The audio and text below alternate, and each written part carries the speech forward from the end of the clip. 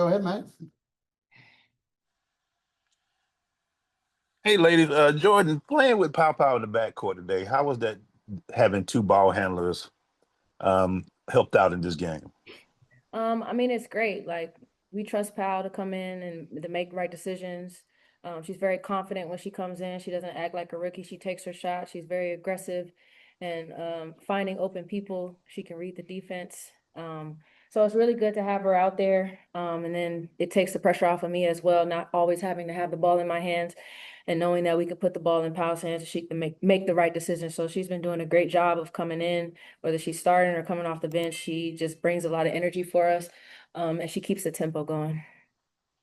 And Pau, to you, what was the difference do you feel between the team in the first half and the second half? Our defense. I mean, we gotta do a better job starting the game off how we, ended the game, and we just gotta do a better job on the defensive end. I mean, that's been an emphasis all week, and we just gotta do a better job in that aspect. And we will finish up with Wilton. Wilton, go ahead. Jordan, obviously you finished with 17 points, but 10 came in that fourth quarter, and you could tell like you kind of took a different shift in the game. What were you seeing there differently, and what kind of sparked that for you? I think our defense, I think we turned it up in the second half. I mean, the third quarter, we got 30 points, which is, what we're aiming for. And then I think in the fourth quarter, just trying to make sure we execute offensively and defensively, making sure we're all on the same page and communicating. And then just for me, just trying to make sure I make the right decisions and put my team in positions to be successful. And that's pretty much it. I think, we started off strong in the third quarter, and I think it just carried over into the fourth quarter and making sure we're taking care of business.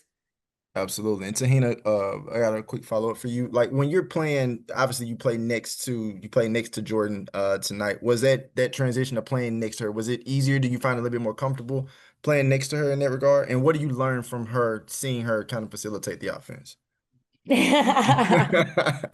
a great leader, great point guard. I mean, I've learned so much, and she's been very vocal with me. I mean, today she was just telling me, "Pal, you got to shoot the ball. You're the best shooter, so you got to shoot the ball." And she just kept me in check, and that's what I want. And she's been a great leader for me, and it's something that I cherish, and it's something that I love playing with. I mean, we both pushed the pace in the game, and she makes me want to play defense because I don't like when I get scored on or was getting fried in the first half, and I was just really mad at myself. But she just came over and be like, "Hey, pal, you got it. Like, just keep going."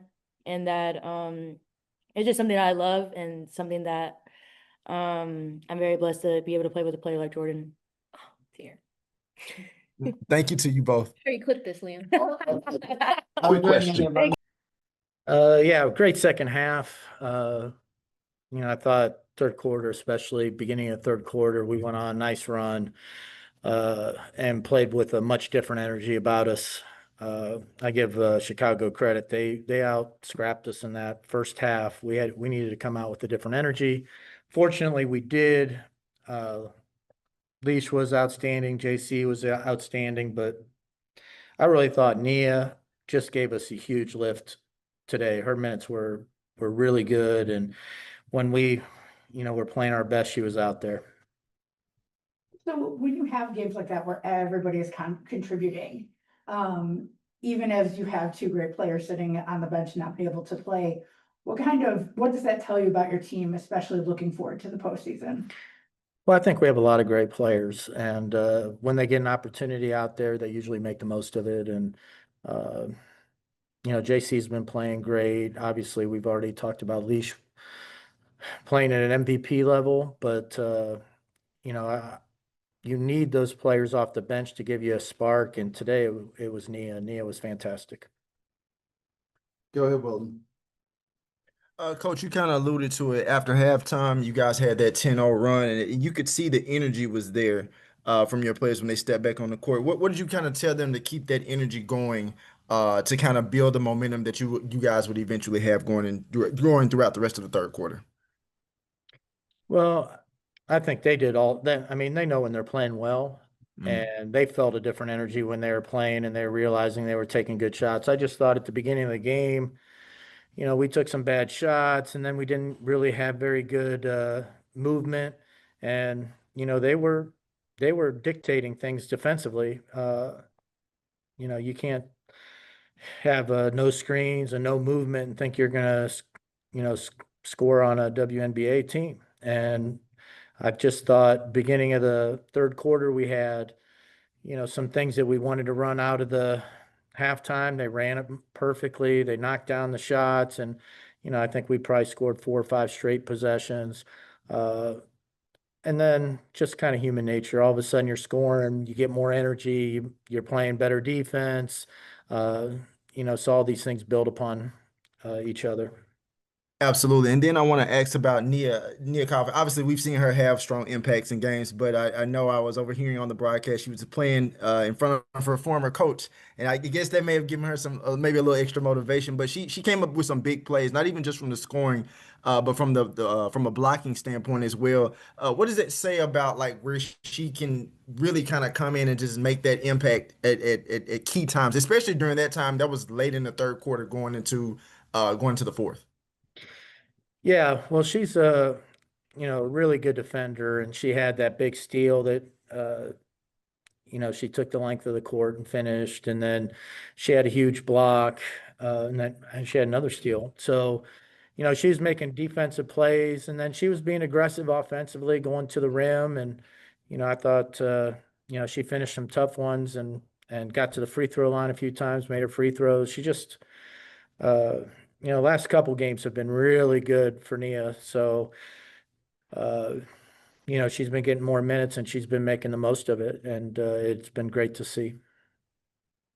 Go ahead, Emmanuel. To continue on Nia, coach, did y'all work with her on becoming more of a triple threat at the outside? Because instead of just going for the shot, she takes it. If they crowd her, she seemed to drive to the hole. She can assist out of it. She can shoot from the three. What is it that you have unleashed in her these last few games to allow her to be attacked like she has? Oh, I don't think it's anything that I said to her. Brandy Poole works with her and goes over the film with her, and she kind of goes over when's a good time to drive and when did you have the opportunity that you were open to shoot. And so, Brandy deserves the credit for that. And Nia's just playing with a different energy right now and a lot of confidence. And, even when we get some people back, she's earned an opportunity to get some more minutes out there. And that's exactly how you like to see people handle it. They get an opportunity and they make good decisions, they play well, and then they get more of an opportunity. What were your thoughts, in my last question, on the backcourt of Paopao and Canada today? How do you feel like they played together, and how did it work out for you? Yeah. Well, honestly, I thought Pau got off to a little bit of a slow start. And then, she kind of got it going a little bit later and had a really good second half. But, both of them are, good ball handlers. They're good passers, and, they're hard to stay in front of it. It gives us multiple people that can come off a ball screen and make good decisions with it. So, they've shown that they can play together at the same time, especially when there's certain matchups out there for them, and could be something that we, look at going forward. And we'll finish up with Chantel. Go ahead, Chantel. Hi, Coach. Sorry if this was already asked, but before you guys left, you all kind of spoke on the importance of being able to get some practices in. Was there anything in particular that you guys honed in on practice, and how did you see it manifest itself tonight in tonight's game? Well, to be honest, we've been spending most of the time trying to clean up some things defensively, and it was a little uneven. There was definitely some breakdowns where we gave up layups at the rim that we really didn't want to, whether it be on miscommunication.